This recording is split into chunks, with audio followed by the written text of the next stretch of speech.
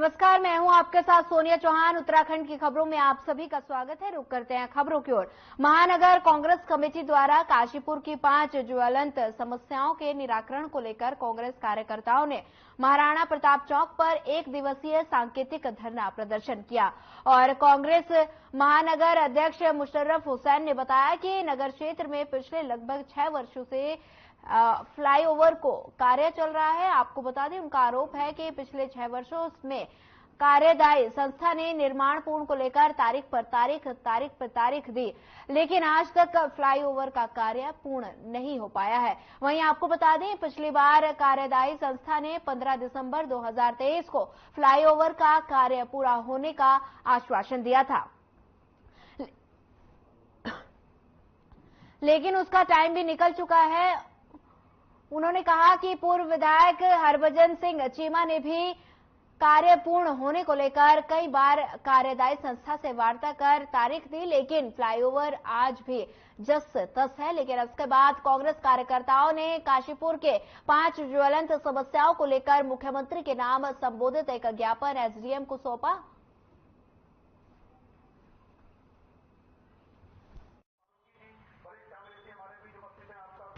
आज महानगर कांग्रेस कमेटी को यहाँ महाराणा प्रताप चौक पर धरना देने के लिए इसलिए बिल्कुल बेहद आतुर होना पड़ा है, क्योंकि हमारी राज्य सरकार उत्तराखंड गूंगी और बहरी सरकार है।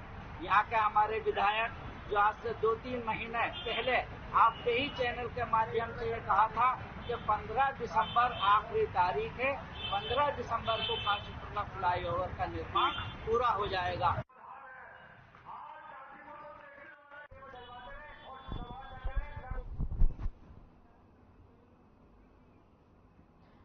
उत्तराखंड के चर्चित अंकिता भंडारी हत्याकांड के मुख्य आरोपी पुलकित आर्या की जमानत पर 19 दिसंबर को हाईकोर्ट नैनीताल में सुनवाई होनी है। अंकिता हत्याकांड को लेकर शुरू से ही प्रदेश की बीजेपी सरकार पर हमलावर प्रदेश कांग्रेस पार्टी ने अंकिता के हत्यारोपी पुलकित आर्या की जमानत पर किसी भी कीमत पर नहीं होने देने की प्रदेश सरकार से मांग की है। कांग्रेस नेता गुड्डू सिंह चौहान ने प्रदेश सरकार से मांग करते हुए कहा कि पुलकित आर्या यदि जमानत पर बाहर आया तो वो केस को प्रभावित कर सकता है, लिहाजा उसकी जमानत नहीं होनी चाहिए।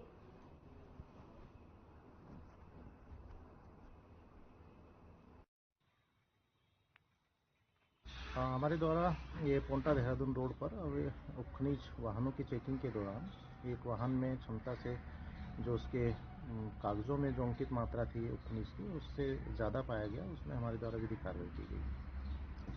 हाँ, पहले भी हमारे द्वारा 3 वाहनों पर कार्रवाई की गई थी, जिसमें कि जो उनके पास प्रपत्र थे खनिज से संबंधित, उसमें जो अंकित मात्रा थी उससे ज़्यादा वाहन में खनिज पाया गया था, तो उसमें हमारे द्वारा 3 वाहनों को भी सीज किया गया। हाँ, अवैध खनन के अवैध परिवहन में ये कार्रवाई लगातार जारी है। तहसील विकास नगर क्षेत्र के देहरादून चक्राता मार्ग पर रात भर ओवरलोड खनन सामग्री से भरे वाहन बड़े हादसे का कारण बन रहे हैं। दरअसल खुशहालपुर राधा स्वामित सत्संग ब्यास के एक सेवक द्वारा बताया गया कि जस्सोवाला शीतल नदी से देहरादून की ओर से हाईवे पर जगह जगह भारी मात्रा में बजरी फैली पड़ी है। रात भर ओवरलोड खनन सामग्री से भारी वाहन सड़कों पर दौड़ते हैं, सड़क पर बजरी फैलाते हुए देहरादून की ओर निकल जाते हैं। जो सड़क पर फैली बजरी 2 पहिया वाहनों के लिए हादसे का सबक बनी हुई है।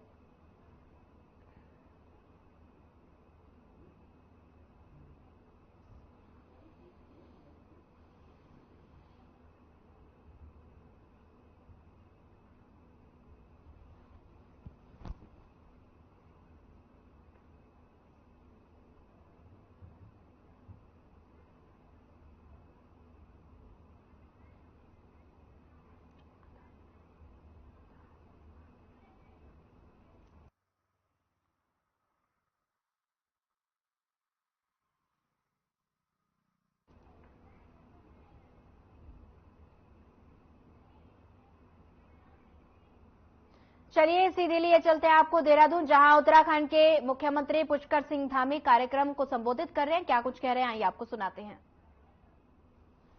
लोग ऐसे होंगे जो आज पहली बार यहां पहुंचे होंगे। कितने लोग आए हैं, थोड़ा एक बार हाथ खड़ा कर दीजिए।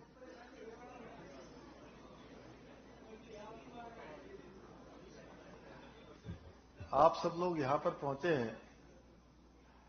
आपके यहां पहुंचने पर मैं आप सबका अपनी ओर से सभी हमारे श्रमिक भाइयों का, बहनों का और उनके परिजनों का, हमारे सभी पदाधिकारियों का, श्रमिक संघ के प्रतिनिधियों का मैं हार्दिक स्वागत एवं अभिनंदन करता हूं।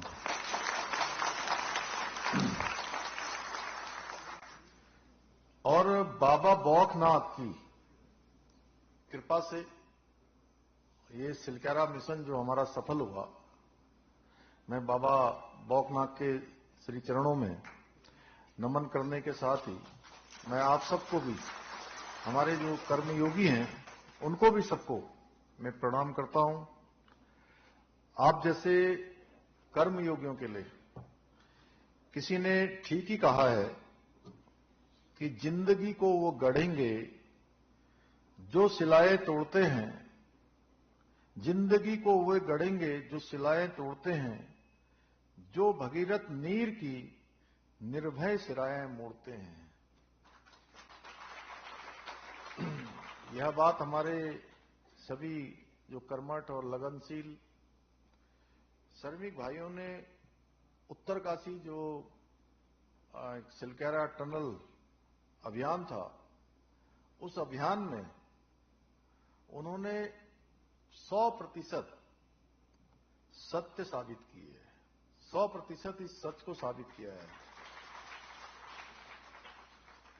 आज हम सब लोग इस मौके पर जो एक ऐतिहासिक कार्य वहां पर संपन्न हुआ, उनको याद करने के लिए यहां पर एकत्र हुए हैं।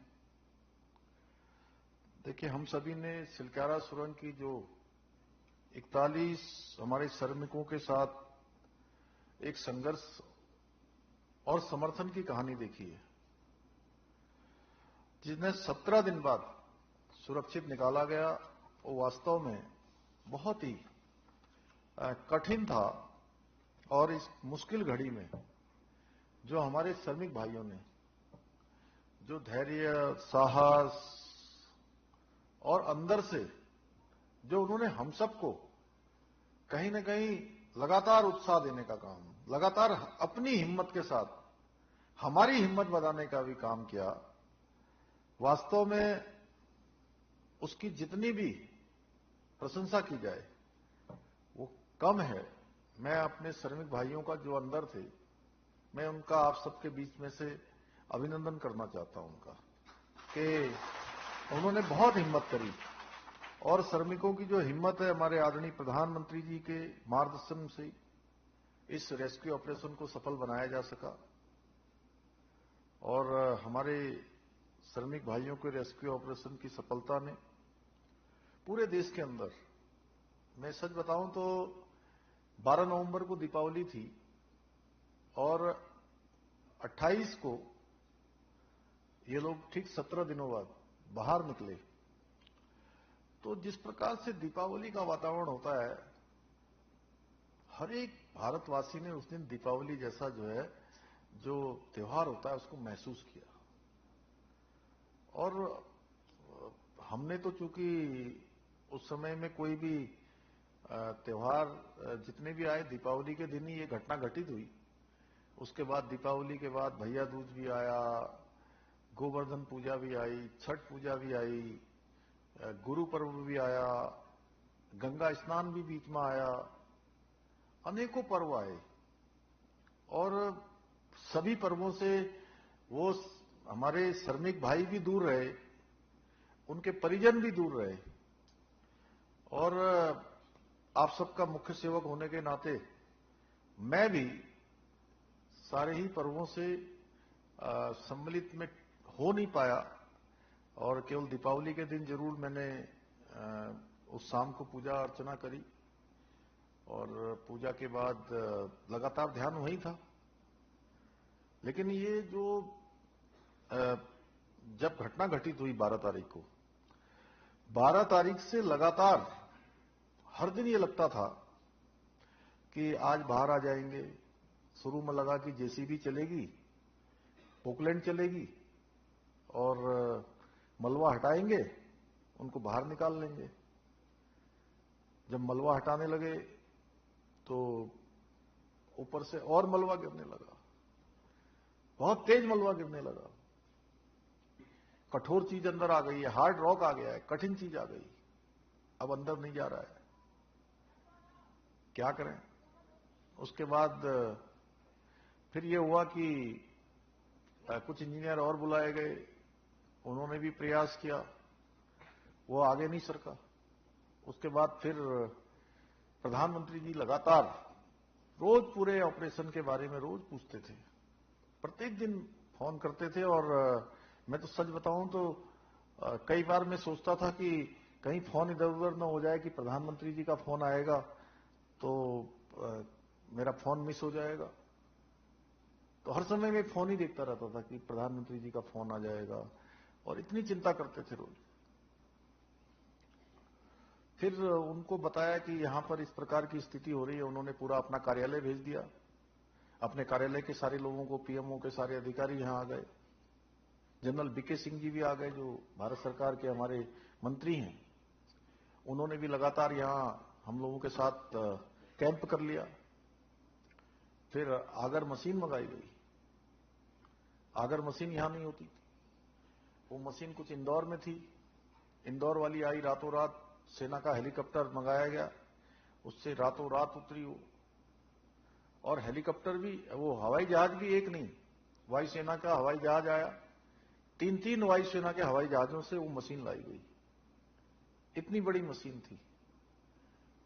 उसको लाने के लिए 5 ट्राले लगाए गए बड़े वाले।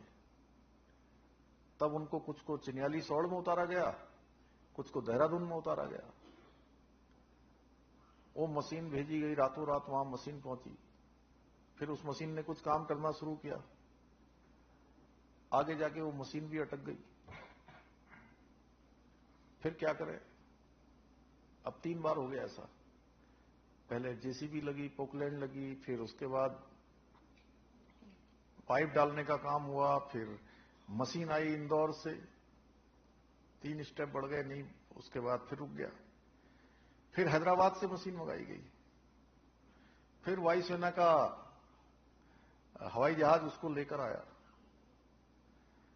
फिर वायुसेना के हवाई जहाज ने जब यहां वो पहुंचाया, उसको फिर मौके पर पहुंचाया, सिलकेरा ले गए। फिर उसको जोड़ा गया, फिर कुछ आगे बढ़ा, फिर 18 मीटर चला गया, फिर मशीन रुक गई। ऐसा लगता था कि अब मशीन तेजी से आगे बढ़ रही है, फिर रुक गई। फिर मशीन को ठीक किया, फिर उनको बुलाया गया, मशीन ठीक करने वालों को, विशेषज्ञों को। यदि जो भी हमको जरूरत पड़ रही थी, वो सारे विशेषज्ञ, सारे इंजीनियर, सारे जो रेट माइनर्स खोदने वाले होते हैं जमीन के अंदर, उन सबको लाया जा रहा था, तुरंत उनको लाया जा रहा था। फिर प्लाज्मा कटर मंगाया गया। प्लाज्मा कटर एक ऐसी कटर मशीन होती है जो पाइप के अंदर जाती है और जल्दी जल्दी काट देती है अगर मशीन खराब हो गई तो। फिर आगे बढ़ा अभियान। फिर 16 तारीख को एकदम से अचानक सब बंद हो गया। मैं भी एक कार्यक्रम में था और कार्यक्रम के बाद मैंने फोन किया तो उन्होंने बताया कि यहां तो सब बंद हो गया है, क्योंकि ऊपर से जो है पूरी छत नीचे को गिर रही है, नीचे से ऊपर से बहुत मलबा आने लगा है और काम बंद हो गया। एक वाइब्रेशन हुआ है। अब मजदूर लोग जो बाहर पाइप डालने का काम कर रहे थे, उन्होंने भी कहा कि अब हम काम नहीं करेंगे। उनकी भी सुरक्षा पर आ गई, सारा काम बंद, पाइप डालने का काम भी बंद। बड़ी विचित्र स्थिति कि आप करें तो करें क्या। फिर अगले दिन उनके लिए कैनोपी बनाई गई। कैनोपी बनाकर पहले उसको सुरक्षित किया गया, ऊपर रॉड लगाई गई सब। फिर काम शुरू हुआ। फिर करते करते करते 34 मीटर पर फिर मशीन अटक गई। फिर चलाई, फिर 38 मीटर पर अटक गई। फिर एक दिन उसका काम चला, फिर दोबारा, फिर 48 मीटर पर आ गए। ये हमारे रामानुज जी वहां बैठे हुए थे, रोज देख रहे थे। ये भी भगवान से प्रार्थना कर रहे थे कि हम तो शुरू में सोच रहे थे 1-2 दिन में निकल जाएंगे, और ये तो अब दिन पर दिन बढ़ते जा रहे हैं। तो 48 पर जब पहुंच गए तो सबको लगा कि अब कुछ ही घंटों में सारे मजदूर भाई हमारे बाहर आ जाएंगे, और अचानक फिर मशीन बंद हो गई। अब तो बंद ही नहीं हुई मशीन। जब वो उसको आगे को सरका रहे थे पाइप को, तो मशीन पूरी टूट गई, अंदर टूट गई और फंस गई। अब सारे लोग, कोई रास्ता नहीं सूझ रहा था, क्योंकि हम तो सोच रहे थे कि 5-6 घंटे में अभी जो है सब बाहर आ जाएंगे। अब क्या करें? ऐसा लग रहा था चारों तरफ देखो तो अंधेरा ही अंधेरा। लेकिन भगवान पर हम लोगों की बड़ी आस्था थी, और बाबा बौखनाथ की कृपा से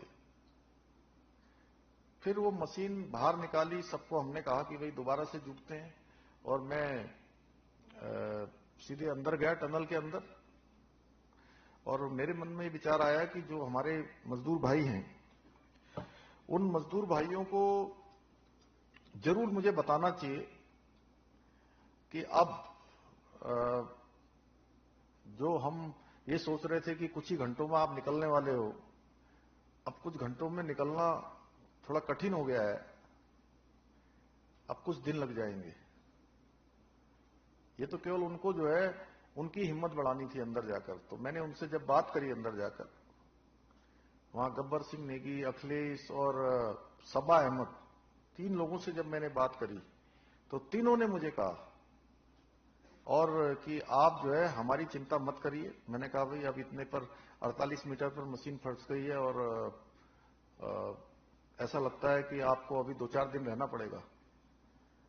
तो बोले 2-4 दिन नहीं, आप 10 दिन तक भी, हमें कोई दिक्कत नहीं है, लेकिन आप हमको सुरक्षित निकाल लीजिए।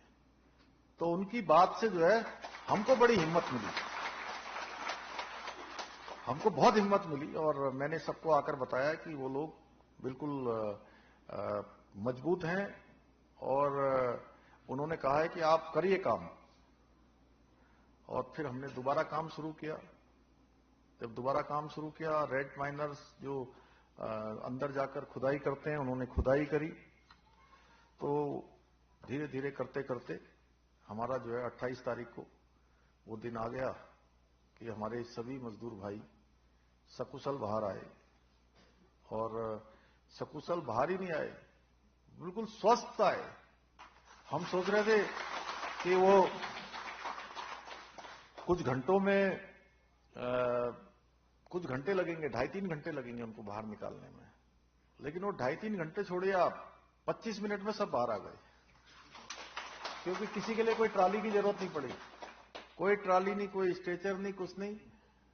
पहले तो हमने सोचा था कि एक एक करके निकालेंगे, तो उसमें ट्राली में उनको पहले उनको वो किया जाएगा, स्ट्रिप लगाई जाएगी, फिर उसको रस्सी को खींचा जाएगा, फिर दूसरे फिर डाला जाएगा, फिर खींचा जाएगा। ऐसे करते करते एक में 5-7 मिनट लगते।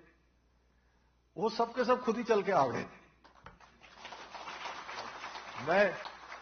मैं सोच रहा था कि पहले 4 आए शुरू में, तो अब 4 आए हैं, तो मुझे लगा कि अब अगला जो खेप है वो तो आएगी 20-25 मिनट बाद। तुरंत 5-7 मिनट में जो है 11 आ गए एक साथ। ऐसे करते करते 37 आ गए। फिर 4 बचे। मैंने कहा 4 कौन रह गए अंदर? बोले वो तय किया गया था कि जो सबसे छोटा होगा उसको सबसे पहले निकालेंगे, और जो हमारे जो लीडर हैं इस पूरे टीम के, वो लीडर सबसे बाद में निकलेंगे। तो 4 भी आ गए। भगवान की कृपा से, सबकी बाबा बौखनाथ की कृपा से हमने जो है ये अभियान ये सफल हुआ। इसमें सेना के लोगों ने, एनडीआरएफ, एसडीआरएफ, हमारे तमाम विभाग, सरकारी विभाग, यहाँ के बड़े बड़े विशेषज्ञ इंजीनियर, राज्य सरकार की एजेंसियां, केंद्र सरकार की एजेंसियां, उन्होंने बहुत काम किया। और एक बहुत बड़ा टीम वर्क माननीय प्रधानमंत्री जी के नेतृत्व में ये हुआ। और ये संभव भी हमारा तभी हो पाया। देखिए हम मौके पर काम कर रहे थे, यहां पर सारा फीडबैक ले रहे थे, लेकिन हमारे प्रधानमंत्री जी भी लगातार जिस मशीन की हमको जरूरत पड़ रही थी, जिस इंजीनियर की जरूरत पड़ रही थी, ऑस्ट्रेलिया तक के विशेषज्ञ यहां बुलाए गए और किसी चीज की कभी कोई कमी नहीं होने दी।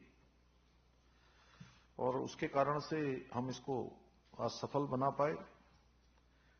भाइयों बहनों, मैं अपने श्रमिक भाइयों को भी, उनको भी सैल्यूट करता हूं, जिन्होंने विकट परिस्थितियों में अपना हौसला बनाए रखा, अपने को मजबूत बनाए रखा, जिसके कारण से हम इसको ठीक से जो है सफल कर पाए।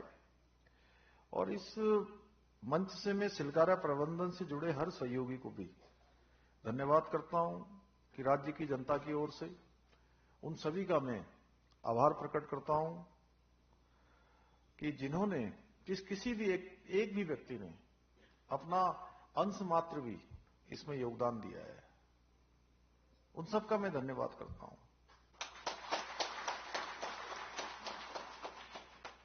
मेरे सभी भाइयों एवं बहनों से मैं कहना चाहता हूं कि आप सबके कारण से एक बेहतर और समृद्ध भारत की जो नींव है वो तैयार हो रही है, या मैं कहूं दूसरे अर्थों में, दूसरे शब्दों में, तो आप सच्चे रूप में भारत के राष्ट्र निर्माता हैं।